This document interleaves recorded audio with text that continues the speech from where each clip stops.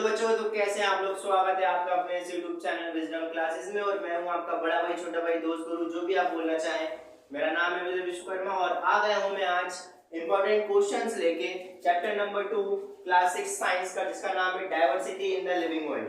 ये चैप्टर मैंने आपको लास्ट लेक्चर्स में कंप्लीट करा दिया था। लास्ट 2 या 3 लेक्चर लगे थे मेरे ख्याल से इस चैप्टर को कंप्लीट करने में। और आज के लेक्चर में हम करने वाले हैं इस चैप्टर के बहुत ही ज्यादा इंपॉर्टेंट क्वेश्चंस, जो आपकी एग्जाम पॉइंट ऑफ व्यू से क्या होने वाले हैं, बहुत इंपॉर्टेंट क्वेश्चंस होने वाले हैं। मैं आपको दावा करता हूं जो आपके स्कूल्स के एग्जाम्स होंगे उसमें इस वीडियो के अंदर मैं जितने क्वेश्चन सॉल्व कराऊंगा उन्हीं क्वेश्चंस में से क्या आएंगे, एग्जाम में क्वेश्चंस आएंगे। तो बहुत ही अच्छे तरीके से इन क्वेश्चंस को सॉल्व करके जाएं, इन क्वेश्चंस को अच्छे से याद कर लें, इनकी स्पेलिंग्स जो मिस्टेक्स होती हैं आप लोगों की उसको बहुत अच्छे से देख कर जाएं। तो आइए शुरू करते हैं आज का लेक्चर, जो कि होने वाला है important questions of diversity in the living world के ऊपर। बच्चों, हमारा पहला क्वेश्चन है डिफरेंशिएट बिटवीन वीन एंड मिडरिफ। जब मैंने आपको ये चैप्टर पढ़ाया, मैंने आपको पार्ट्स ऑफ लीफ पढ़ाए थे, जिसमें मैंने आपको बहुत अलग-अलग पार्ट्स पढ़ाए थे। इसमें लैमिना पढ़ाया था, लीफलेट पढ़ाया था, मिडरिफ पढ़ाया था, वीन्स पढ़ाया था, वीनलेट्स पढ़ाया था, है ना। तो उसमें से आपको बताना है कि डिफरेंशिएट करिए बिटवीन वीन्स और मिडरिफ, कि मिडरिफ और वीन्स के बीच में क्या डिफरेंशिएशन है। तो देखिए क्या लिखा है, a large number of linear structures that spread to all part of the leaf are called veins। मतलब वो छोटे-छोटे स्ट्रक्चर्स लार्ज नंबर में, लार्ज नंबर मतलब बहुत ज्यादा नंबर में प्रेजेंट होते हैं, एक या दो प्रेजेंट नहीं होते, है ना, बहुत ज्यादा प्रेजेंट होते हैं। a large number of linear structure, linear structure क्यों बोल रहे हैं, क्योंकि वो कैसे होते हैं, लाइन की तरह होते हैं, इसलिए क्या बोल रहे हैं अपन, लीनियर स्ट्रक्चर। जैसे लाइन होती है ना बेटा एकदम सीधी या फिर थोड़ी बहुत आड़ी टेढ़ी, ऐसे ही स्ट्रक्चर्स होते हैं, वो क्या बोलते हैं, linear structures that spread to all part of the leaf। जो कहाँ पे स्प्रेड होते हैं, सारे पार्ट में, लीफ का जितना जितना पार्ट होता है ना, लैमिना जिसको हम बोलते हैं, उस पूरे पार्ट में स्प्रेड रहते हैं, इसी को क्या बोलते हैं, वीन्स बोलते हैं। आया समझ में। एक बार फिर से देखिए, a large number of linear structure, ऐसे लार्ज नंबर में पाए जाने वाले लीनियर स्ट्रक्चर मतलब लाइन जैसे structure that spread to all part of the leaf, जो कि लीफ के सारे पार्ट में पाए जाते हैं, उसको क्या बोलते हैं, वीन्स बोलते हैं। अब मिडरिफ क्या होता है, whereas the main vein, जो मेन वेन होती है, वेन तो मैंने आपको बता दिया क्या होता है, उनमें से क्या होता है, एक मोटी वाली वेन पाई जाती है जो कि बिल्कुल बीच में पाई जाती है लीफ के, उसको क्या बोलते हैं, मेन वेन, या फिर थिक वेन भी हम उसको बोल सकते हैं। और वो बहुत ज्यादा मोटी भी होती है as compare to other veins, है ना। In the middle of the leaf, और ये पाई कहाँ जाती है, in the middle of the leaf, इसी वेन को क्या बोलते हैं, हम मिडरिफ बोलते हैं। आइए मैं आपको डायग्राम बताता हूँ एक बार, है ना, वेन्स और मिडरिफ का। देखिए आपको स्क्रीन पे एक डायग्राम दिख रहा है, तो ये डायग्राम में देखिए मैं आपको मेंशन करता हूँ, ये जो बीच में मोटी वाली लाइन दिख रही है लीफ के, है ना, जो लीफ को दो पार्ट में डिवाइड कर रही है, उसको क्या बोलते हैं, मिडरिफ बोलते हैं। और मिडरिफ से जुड़ी हुई छोटी छोटी वेन्स आपको साइड में दिख रही होंगी, है ना, इनको क्या बोलते हैं, वेन बोलते हैं। आइए बच्चों, हम हमारा सेकंड क्वेश्चन देखते हैं, जो कि क्या है, what do you understand by biodiversity. आप बायोडायवर्सिटी से क्या समझते हैं, कि बायोडायवर्सिटी क्या होती है। तो देखिए आंसर क्या लिखा है, biodiversity means the variety of different living things. मतलब जैसा कि आपको पता है कि अर्थ पे डिफरेंट डिफरेंट टाइप के लिविंग ऑर्गेनिज्म पाए जाते हैं, जैसे प्लांट्स हो गए, एनिमल्स हो गए ना, छोटे छोटे बैक्टीरियाज भी होते हैं, वायरसेस भी होते हैं, है ना। तो डिफरेंट डिफरेंट टाइप के क्या पाए जाते हैं, अर्थ पे लिविंग ऑर्गेनिज्म पाए जाते हैं। तो ये जो डिफरेंट डिफरेंट टाइप के लिविंग ऑर्गेनिज्म पाए जाते हैं अर्थ पे, जैसे for example including plants, animals and micro organism, जिसमें क्या इंक्लूड होते हैं, प्लांट्स भी इंक्लूड होते हैं, एनिमल्स भी इंक्लूड होते हैं, और माइक्रो ऑर्गेनिज्म। तो ऐसे ऐसे ऑर्गेनिज्म, माइक्रो ऑर्गेनिज्म क्या होते हैं, ऐसे ऐसे छोटे ऑर्गेनिज्म जो कि क्या होते हैं, आपको नेकेड आई से नहीं दिखते, मतलब बिना माइक्रोस्कोप के आप उनको नहीं देख सकते। जैसे एग्जांपल हो गया bacteria, protozoans, viruses, fungi, algae, ये सब किसके अंदर आते हैं, माइक्रो ऑर्गेनिज्म के अंदर आते हैं, अलोंग विद देयर हैबिटेट। और इनके साथ हम क्या भी इंक्लूड करते हैं बायोडायवर्सिटी में, इनका हैबिटेट। हैबिटेट मतलब होता है वो जगह जो इनको क्या कर रही है, रहने दे रही है, जो इनको खाना दे रही है, वो क्या होता है, उनका हैबिटेट होता है, वेयर दे लिव, है ना। तो हम बायोडायवर्सिटी के अंदर क्या क्या इंक्लूड करते हैं, ऐसे डिफरेंट डिफरेंट टाइप के एनिमल्स। बायोडायवर्सिटी मतलब क्या होता है, बायोडायवर्सिटी मतलब होता है ऐसे डिफरेंट टाइप के एनिमल्स जो कि लिविंग सिस्टम में पाए जाते हैं, फॉर एग्जांपल प्लांट्स, एनिमल्स, है ना, micro organism along with their habitat, और इनके हैबिटेट के साथ हम इनको इंक्लूड करते हैं किसके अंदर, बायोडायवर्सिटी के अंदर। आया समझ में। तो आइए बच्चों, हमारा थर्ड इंपॉर्टेंट क्वेश्चन देखते हैं, जो कि क्या होने वाला है, right two example of herb, shrub, tree, creepers and climbers. जब मैंने आपको ये चैप्टर पढ़ाया था, वहां पे मैंने आपको डिफरेंट टाइप ऑफ प्लांट्स पढ़ाए थे, जहां पे मैंने आपको हर्ब्स पढ़ाया था, शर्ब पढ़ाया था, ट्री पढ़ाया था, क्रीपर्स और क्लाइंबर्स पढ़ाए थे, है ना।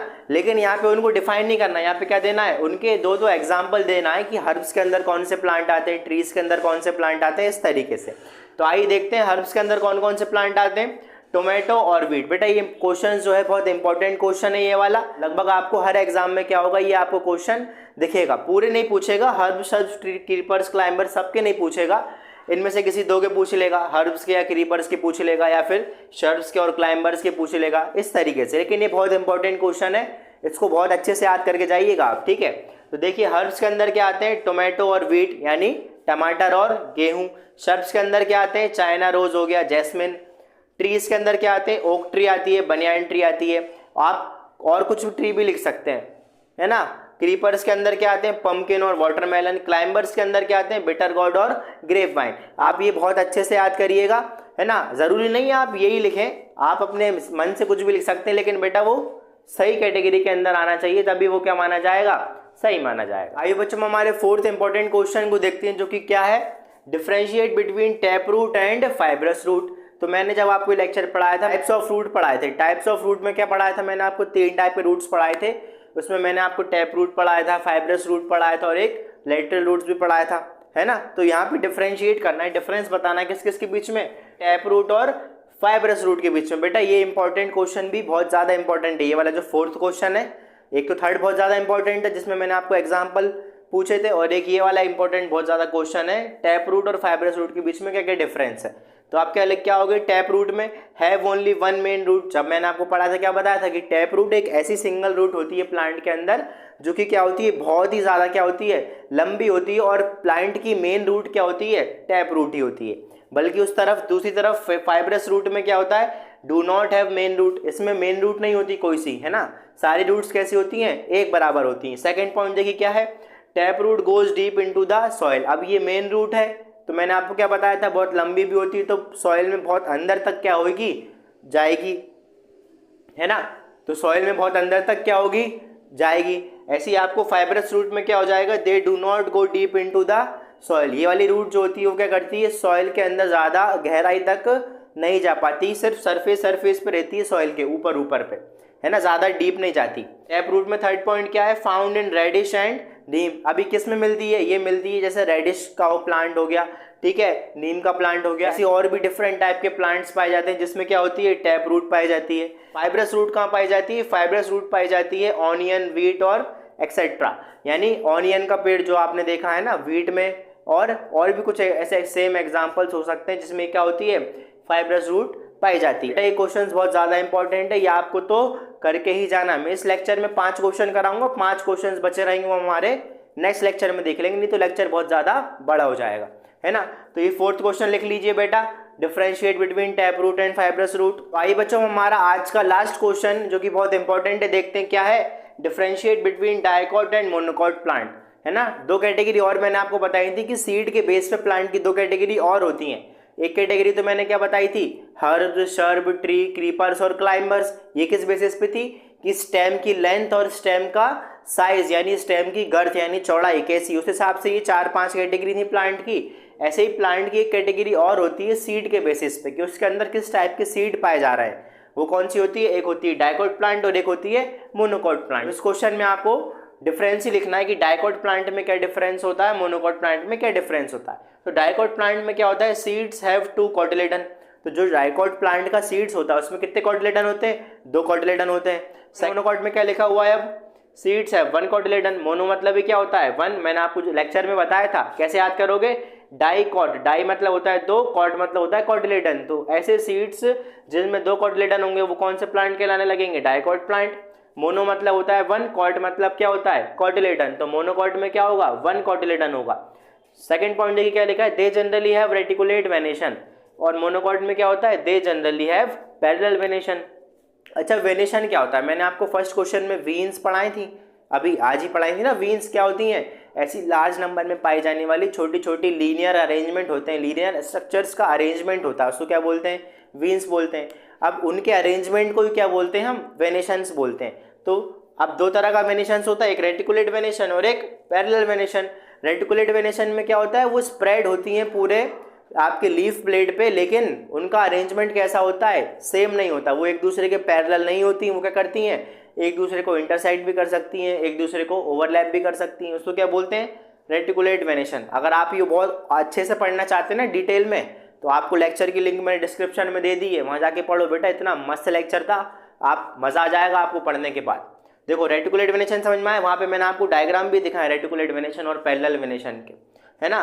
पैरेलल वेनेशन क्या होता है, पैरेलल वेनेशन में क्या होता है, सारी जो लिप्स, सारी जो वीन्स होती हैं वो क्या होती हैं, एक दूसरे के पैरेलल होती हैं, है ना।